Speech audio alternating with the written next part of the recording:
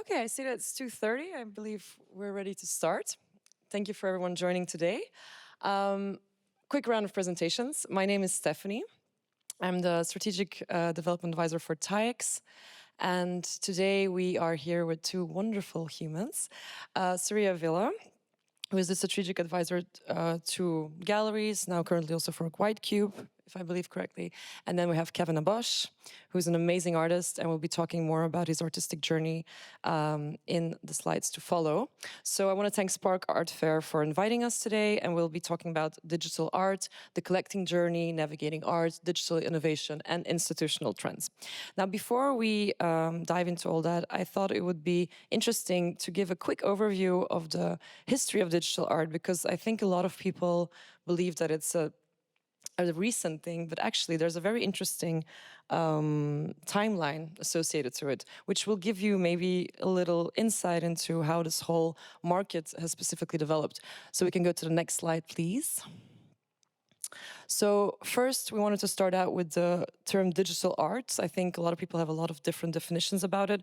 We'll be using the definition of the TAEX, where digital art is the term used to describe art that is made or presented using digital technology, which is a pretty broad term, I understand, but we'll delve into the details a bit later. So the first use of this term, funny enough, is in 1960 by Harold Cohen, who then later in the 1970s comes out with the Aaron project, so a robotic machine endowed with artificial intelligence. And more about this project on the next slide, please. So it's very interesting. There was actually a nice exhibition in the Whitney last year, where you can see that from the start, it was intended to be a program about art making and the nature of representation itself. So it functions as a symbol manipulator, because Harold wanted to program the process of art making, and that was the input through artificial AI-driven machinery, and the output was made by plotters, which you see there on the right lower corner, which are actually printing. And if you see on the left side, it almost looked like a child's drawing, a child's image, because that's the way of all these like squiggles and forms, how they all shape together. That's like the idea that was behind of shaping the art process and the output effectively. Next slide, please. And then digital art is actually an umbrella term. You will see that throughout the last decennia, we've had actually a lot of different terms pop up, and you'll see them mixed up here: video art, browser art, generative art, AI art. We even have telematic art that's actually with, for example, fax machines and this kind of communication. They were even making art. So each progress in technology always gives a path to a new way of creative process, and that artists are free to use, of course, because we always think of technology as something that is used for, the global economy and people making money, but actually it's such a wonderful source for art making as well, which we have seen throughout the last ages. And then I just have a timeline ready for you. It's not going to be an exhaustive course on digital art, no worries. I just want to set the tone for people that maybe have a not so broad understanding of what the whole digital art world is about, and then we'll pass the word to our wonderful Kevin. So just the next slide, please. So as you see, yes, funny enough, from the 600s, we already wanted to mention quickly that it was actually non-computer algorithmic art, which we could, art historians refer to the Islamic art and the patterns that we see there, because the beauty of these patterns and sequences has mesmerized people actually for centuries, but the processes lacked automation. So that's the kind of automation that we will see later. Why are we stopping then quickly at 1800? Because we see the invention of computer programming. And it's very interesting because it's Ada Lovelace, a woman, an English mathematician, that actually was described as the first computer programmer, that actually founded the idea of the Lovelace effect, which refers to the concept that human users and observers often perceive computers and their output as creative, but actually it's the human that has created all the algorithms and the machinery to create that output. So this is an ongoing debate. And then we will see computer art, generative art appear in the 60s, and then the 80s, net art, internet art, and of course the NFT, which didn't appear in 2018, but already in 2014. Next slide, please. Then, so quickly, just through the genres, Namjoon Paik, beautiful work, is considered the godfather of video art. Actually, there are all different states. So it's a representation of the states of the US, and inside the states, he's showing these little TVs that show like the information stream that's happening inside that state. So it's a really vivid representation of the informational power and the society through digital expression of video art. Next slide, please. Then Süreyya Chang, female Taiwanese digital artist. She took her work and started showing it at film festivals, so really making people aware about video art. Next slide, please. Quickly, Tyler Hobbs Fidenza, very famous project, 2021, released on Art Blocks, also showing the patterns of this generative art and how you can lock it into NFTs. Next slide, please. We're going to go quickly through it. I just wanted to show, I couldn't control the remote myself. Sophia Kress, Benna Riddler taking photographs in Argentina, repassing them through an AI-driven system and actually using analog techniques. So really reworking images over and over again to try to create a data set of work. So next slide, please. Internet art, next slide, please. And then the authorship dilemma that I explained. For example, we have Sasha Styles, which we are showing in the booth, which created an alter ego through her AI. So she had poetry, she put it into AI, the AI started creating poetry, and she considers the AI to be her co-author. So not claiming like Harold Cohen, the authorship on all the works that he created. So that's also interesting. And then next one, please. Next one. Next one.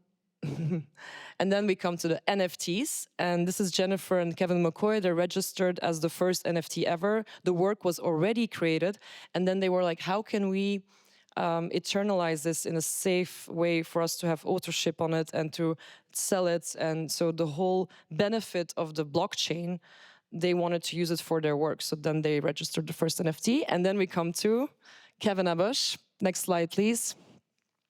Kevin, could you tell us a bit more about this work?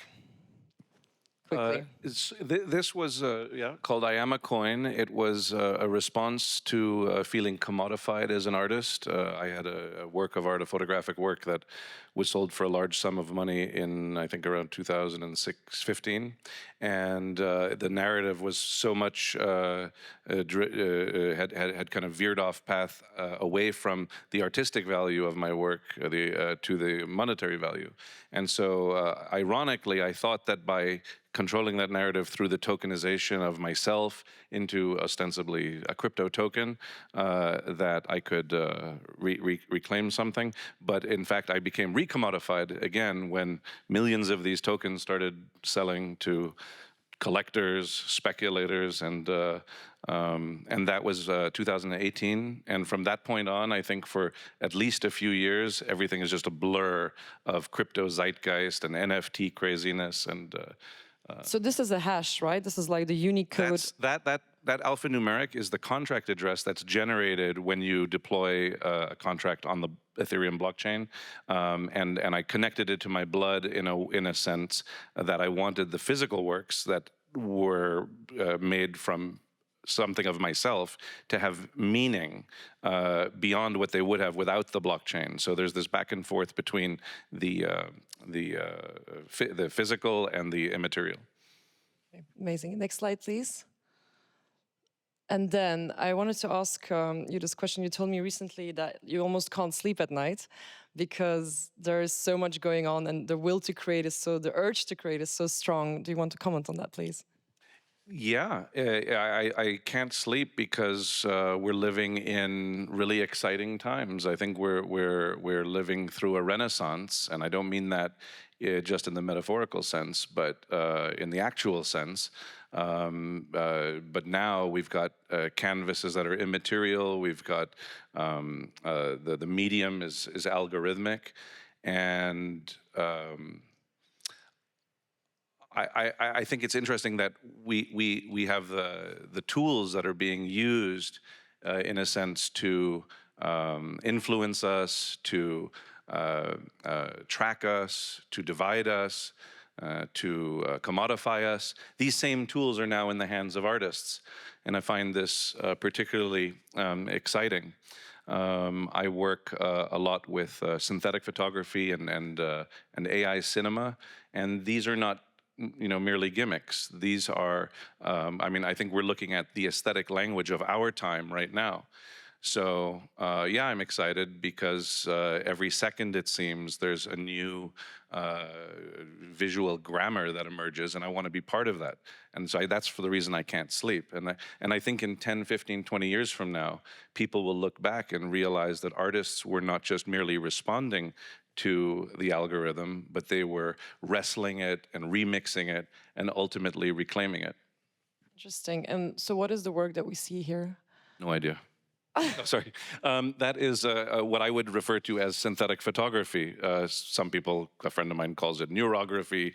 People like to lump it into this thing called post-photography, which I've always rejected.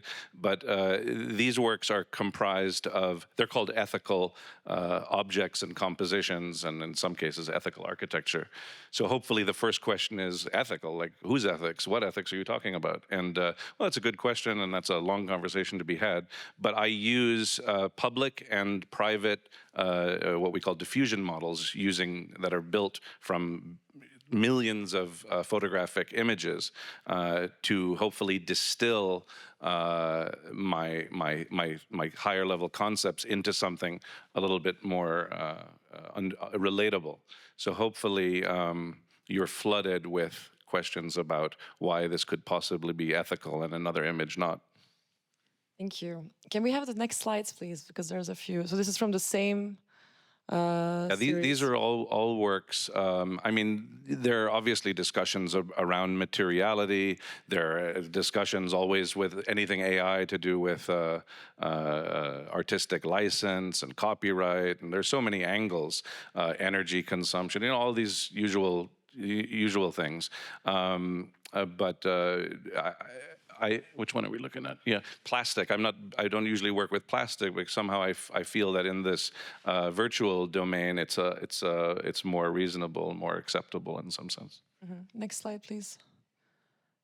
Upgrade, is that another source? I mean, it's essentially it's more of the same, that would be a composition, and again, the interplay and the discovery I have as the facilitator. I'm not one to anthropomorphize AI in the first place, so I don't think of it so much as a collaborator as just a tool, but I'm also the first to recognize that it's a wonderful tool for ideation and also surfacing truths and realities that I might not have already come into contact with. And so sometimes it's as simple as the juxtaposition between the ways materials interact with each other that excites me. And do you want to tell us a bit more about your AI movie? So in November, I think it was, I showed my film Am I, it's called, which is the first fully AI-generated feature film. That's not to say there wasn't an awful lot of human interaction, but every frame is generated using about 23 different tools. Some of them are off-the-shelf tools that anybody can access. Some are proprietary. And that was a film that dealt primarily with how all of us, to some extent, risk losing something of ourselves by engaging too intimately for too prolonged a period of time with the machine and the algorithm, and what happens if we start to lose something of our humanity. How can we kind of pull back from that? And ironically, it's an AI in the film having this discussion with us, and we wonder, is that intelligence working for us or against us? You showed it at the film festival. Yeah, at the Helsinki Film Festival in November, and it was very well received, and yeah, its future is undetermined at the moment, but we'll see how it goes. We had the honor to show some snippets of the movie in Miami. During Art Basel Miami and at Untitled Art Fair, and it was really interesting to see the reactions of the people, because Kevin actually took these non-related, and please correct me, it's your work, non-related situations that then morphed into another like situation, but the shapes were like going from one into another, right. and completely disattached. And as humans, we have this, you know, reflection of looking at something, and it has a logic continuation, 1, 2, 3, right? There's something happening. You can understand the story, but here the story you cannot understand it. It's not a conventional narrative, and it's in sort of mirroring the way we engage with content in the course of a day, whether it's through social media or friends or news or entertainment. It just comes at such a relentless pace, and we're processing content differently, and the cinematic language has changed dramatically. Just a little anecdote, one of the most interesting things I find is I had a scene where there's a 2-second fade out and a fade up into a dream sequence, right? Isn't that always what we've known? You kind of crossfade into the dream, or you fade out and up into the dream. We've known this for decades. Today, if a kid sees a fade out to 2 seconds, they bounce. They're on to the next thing. That means it's over.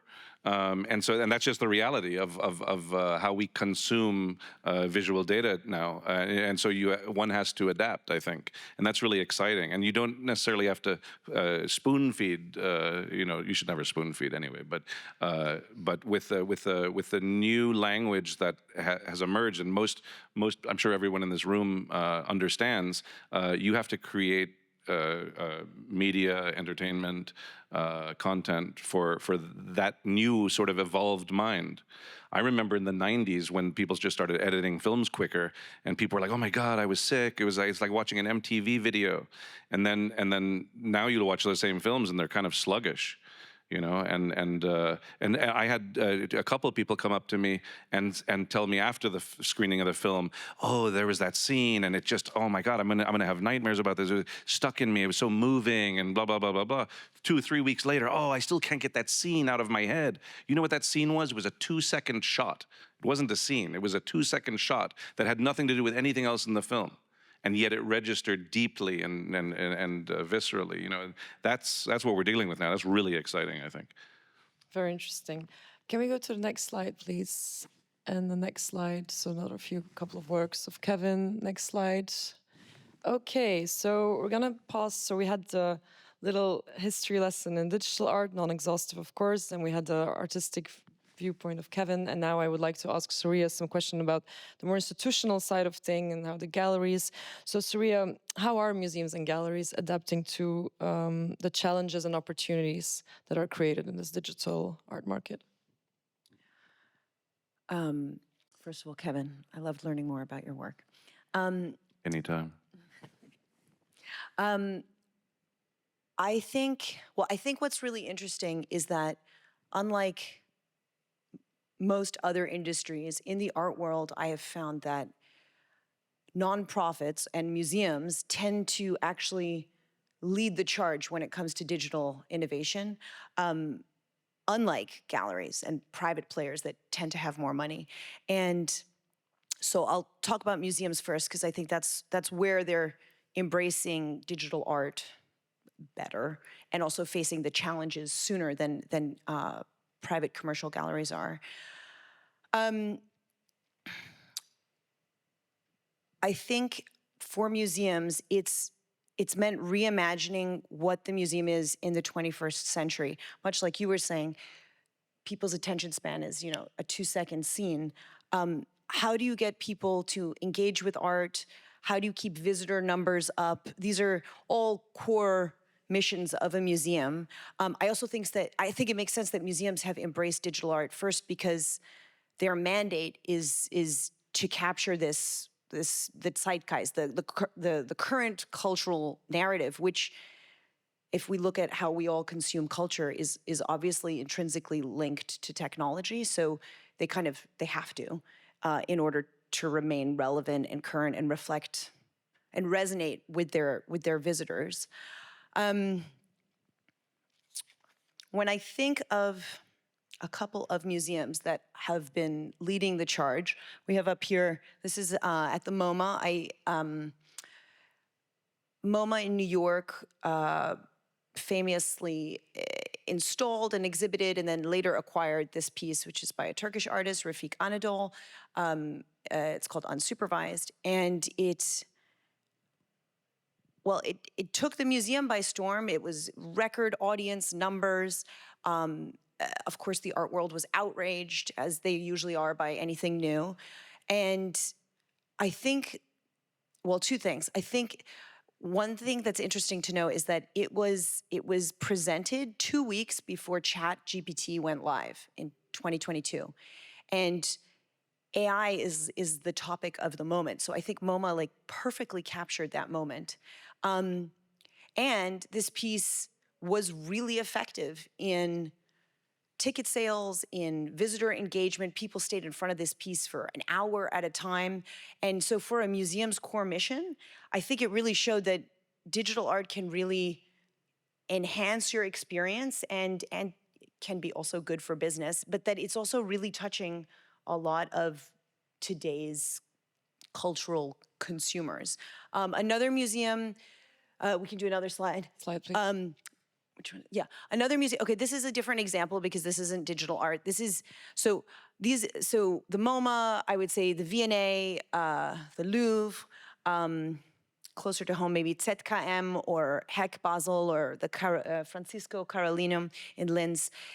These museums they are presenting digital art, they're acquiring it, so it's becoming a part of their collections, but they're also using digital tools to enhance, change the museum experience. And so this is, the Mona Lisa. We all know it, it's iconic.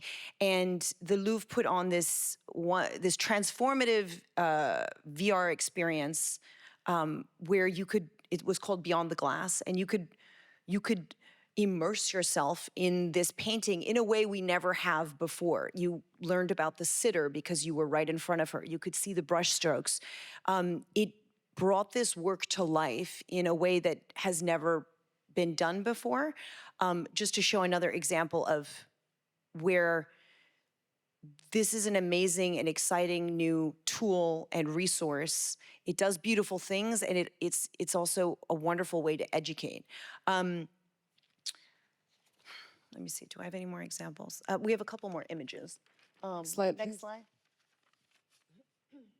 Yeah, this is a piece at the Louvre. This was an AR piece, augmented reality. So you could do this with your smartphone. There's another slide. Next slide, please. This was a show at the Victoria and Albert Museum. We can stay on this. To address the challenges, like with any new art form, with it come challenges. They're not insurmountable, but it's been, I think, interesting and hard to see how museums have been dealing with the new expertise that's required of them, because much like for paintings, you need restoration. For digital artworks, you need a new type of expertise, and curators have had to change how they work. And we also need some, software, hardware, infrastructure, expertise. I think a really interesting area is also preservation. How do you maintain these pieces over time? Much like artworks, we restore, we do condition reports. So with these pieces, what happens if, I don't know, your hardware crashes or your software changes and you have to migrate? These are all sort of Kind of problems that just get in.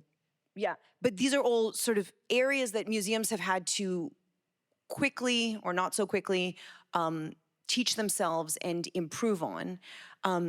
For curators, it's really fascinating because with digital art, it can be immersive experiences, for example, which require space, like physical space for people to interact with works.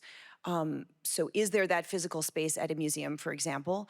But then also, I think it's an education for the visitor, because we've all learned, when you go to a museum, you don't touch the art. That's like the rule. And now we're actually inviting you to become involved and engage and, get on the knees and put on a headset. And so there's also just there's an educational aspect, and I've been really heartened to see how museums have embraced the changes and are working fast to acquire those skill sets in-house and add to programming and collections, and also, very importantly, build a foundation in documentation, which is so critical to validate digital art for the future and the legacy. That was a long-winded answer on museums. No, I think like the Serpentine in London last Serpentine is a good year one. did a really with Gabriel Masson, which is like a Brazilian artist, and it was exactly what you said. Like the visitors were invited to play video games, and then they would have like a mirrored environment with all the digital works reflecting, and it's a completely different way of experiencing art. But you see that has like a huge success, and indeed, Rafik Anadol, like I think it's the longest. Usually, people only spend up to 3 seconds in front of a work, and even maybe not the Mona Lisa. I think they just take a picture, don't even look at it. But in general, just 3 seconds. That's the average amount of time that a visitor spends in front of a work in a museum. And I think Rafik was like, yeah, it's was like an hour. An hour. So that tells you a lot about the impact of digital. Yeah, yeah, and galleries, their primary focus is commercial, so they have the same set of challenges as museums do in how do you present, but then there are additional challenges. How do you buy and sell in this completely new vertical, and that comes with challenges too, because as essentially small businesses, I find that most of them are not equipped to buy and sell in cryptocurrency, for instance. And a lot of the collectors in this field also would like to buy in cryptocurrency. They don't always. So there's infrastructure there as a business that hasn't been built out yet. But I have seen galleries also, much like museums, they're working to change that because they realize they have to, because this is what collectors of today and tomorrow are going to ask for. And I think if I were to give some advice to galleries, it would be unwise to ignore this area, this field, because if we just look at how we consume culture and our behaviors and how they've changed so rapidly, this is an amazing opportunity to broaden what you offer, expand your client base, and also it offers you want to be able as a gallery to offer your artists the ability to create in whatever medium they choose. And I'm sure you would agree that 5 years from now, we're not going to be talking about digital art and traditional art. I think it'll be just one of many categories: photography, sculpture, works on paper, digital, right? Like right now this is a big deal, but look at photography. When photography entered the market, people hated it, they fought it, they said anyone could do that. They didn't take it seriously, and the photography market is thriving, and there are galleries dedicated solely to it. The other thing I would say for galleries especially is educate yourself, but also look to experts. Look to digital art galleries, to platforms that really specialize in this form of art and how to present it, and partner. And I think what's so wonderful about this field is that it is a lot about collaboration, much more so than, now I'm going to say traditional art. You can actually talk to the artists. You can write to them on social media. You can reach out to them in a way that traditionally we haven't. Totally, yeah. Kevin, what is your impression of like working with the galleries and then the commercial side of things, and how collectors sometimes, what can I do with this work? How do I acquire it? Like, how do you deal with these questions? Well, first of all, I've been kicking around for a long time, and I was one of these so-called traditional artists who just happened to be tech savvy and always worked to some extent with technology, and so this transition into what some people choose to call this space was rather easy. But I also, because I had some commercial success early on in my career, and I had dealing directly with collectors and institutions, I kind of skipped the gallery part and I went straight to museums. And for me at the time, that was sort of my metric for success.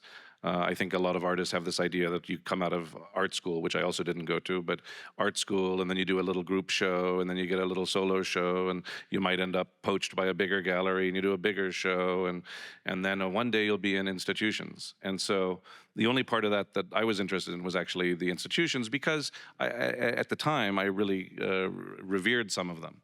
I can't say that today I revere all of them as much as I used to. But galleries sort of came in, it was a sort of a practical consideration only in the last few years, because,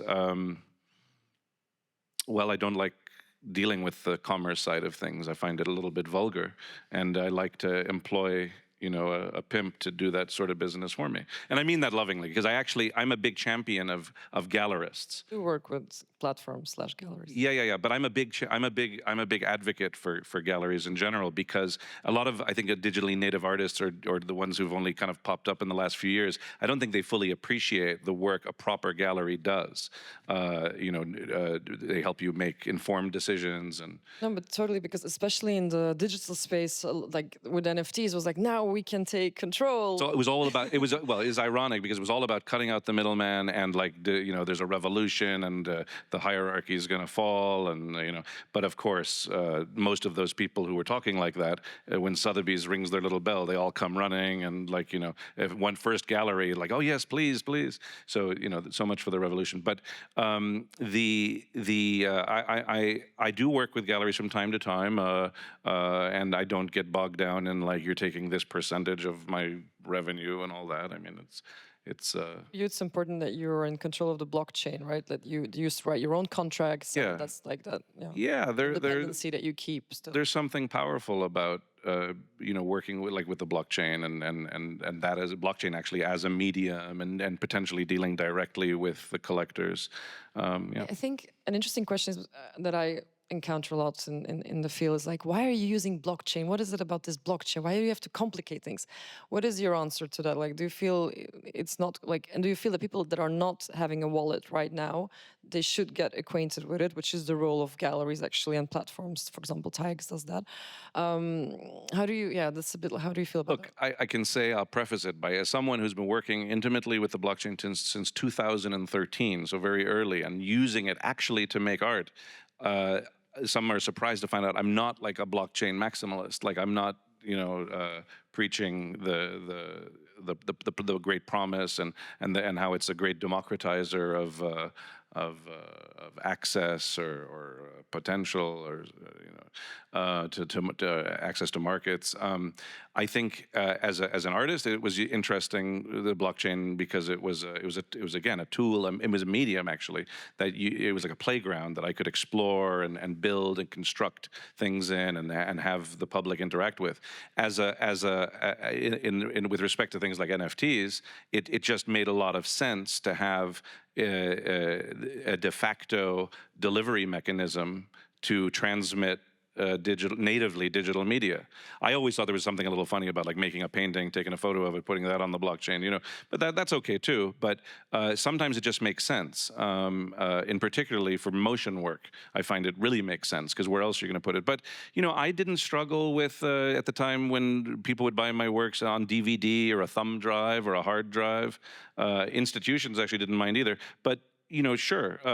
I think if given the choice, NFT is very elegant. Let's put it like that. It is a very elegant solution to an inelegant situation.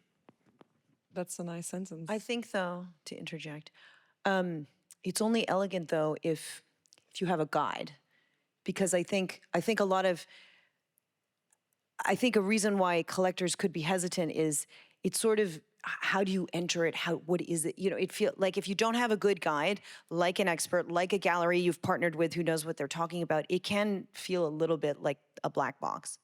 No, totally, yeah. But it's all about the education of it. And I think it's like when you buy a house, right? Like it's not just you sign one contract. There's a whole amount of paperwork, but also advice that steps in, and it's the same. People always ask, for example, us in the industry, we do digital art. Oh, NFTs. And you're like, no, NFT is the contract through which you're able to purchase a work of digital art through a gallery or a platform. It's not the purpose in itself. It's a great technology. It's a great way of storing, reselling, like having the IP all collected and safeguarded. So it's more like a contract. So that's You know what I photograph, since you're talking about institutions, sometimes I'll have institutions reach out to me and say, you know, what do we do about the custody of an NFT? You know, who holds the key? What if I leave? You know, can it be stolen?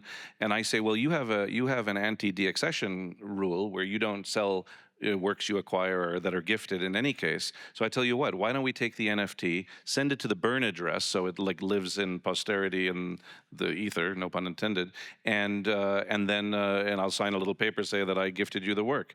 And they're like, but then we don't own it.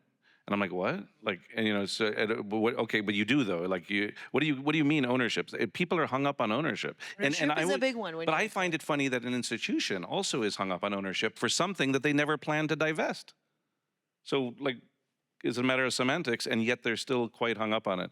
And but that's also because it's what they're used to, which is they're thinking of value, they're thinking of insurance and assets, and this is when you're sending it out. Then they don't understand, you know, how am I still holding it? It's mine. But the footnote to my little tale is that in fact now so many institutions are on board. They do have wallets, and they're onboarding. I mean, so many of my NFTs are in some of the institutions you said, like ZKM and Francisco Carolinum. You know, now I don't know. I'm not in charge of it, so I don't know. I hope they know where the keys are. But as long as that's a whole industry in itself, is safeguarding keys. But yeah. I see that we're coming to an end. We have 10 minutes left, perhaps for questions. I can't see you all very well from here, but does anyone have any questions about digital art? This is a time to ask some criticism on digital art that we can discuss, a new topic. No questions? Everyone is ready to buy a digital work when they step out of here? Francesco, you have a question, no? Tell us. Wait, maybe I'll give you a microphone so people can hear. No, I don't think it's loud. Kevin, I wanted to ask you, since you mentioned the difference between selling on the blockchain as an NFT, and then you said you were selling before digital files, and you said you think it's a more elegant way to sell on the blockchain. But what is your reasoning? How would you describe that? Because we mentioned how collectors sometimes are a bit they don't understand as much, and since the NFT crashed, obviously they have this way of detaching themselves from it, right? So how would you describe it better for people to understand, and why? Also, you know how there's this discourse about the problem about ownership, and how people then feel like it's an issue if I only buy the digital file, people will be able to reproduce it, right? So yeah, well, that reproducibility thing was always, back in the day with photography, they were always like that too. But you could just make another print, and I'd say, but I'm not going to. And they, but you could. I mean, but I'm not going to. I'm a successful artist with a name, and I don't plan on doing that. But you could. Trust. Yes, I could. Like, you know, yeah, there's a bit of trust. There's the degradation issue, obviously, even on a USB key and certainly on a DVD, you have a shelf life, and you've got to worry about that. You've also got to worrying about losing this thing. And so I think it's an elegant way to store digital art. It's I mean, what's attracted, I guess, all the speculators and you know, not the purist collectors, but the speculators, is the ease at which you can liquidate an asset. That's how they like to call it. But I mean, you can transfer ownership so easily and so quickly whenever you want. You don't have to wait for a certain time of day, and so yeah, in that sense, it all works very nicely. And I have a huge collection. Just in case anybody cares, I'm a big collector of art myself. I mean, I'm and most of the artists that I like are pretty robust collectors, and I lost count probably at 100,000 NFTs. 100,000? No, yeah, minimum, yeah. I mean, way more. Yeah. And so how did you find these works? Like, was it in the boom of the... So discovery is the really one of the most interesting things, and until recently, nobody really managed to nail it. We're finally starting to see. Anybody who follows NFTs knows that in the beginning, artwork was sort of conflated with collectibles, and it was just a big, like, you would essentially walk into a digital space and good luck finding something that resonated with you, or if you were from the so-called traditional art world, something that resembled art for some people. And yeah, so that's been something. So curation has been an issue over the years. There were a lot of talks about like crowdsourced curation, which I feel always falls flat. Yeah, it's always you end well anyway. Yeah. The inappropriate metaphor that I didn't want to use. skip that. Yeah. But curation now we're seeing. Well, I don't mean to like hype you guys, but like TAEX and a number of kind of these kind of hybrid. I don't know if this is accurate, but something like a hybrid sort of platform come gallery Pokemon sort of situation. Yeah, but it's like, but there's clear curatorial expertise in the mix. And that's what I do. So people would say, hey, it's word of mouth. Did you see this? Or did you see that collection of work? Just like we did back in the day. And I just feel like the things that that might move you, they're easier to have, to discover through a number of, I don't want to use the word influencers, but people whose tastes mean something to you. You can usually find your way to an artwork. I have a non sequitur, 2 non sequiturs.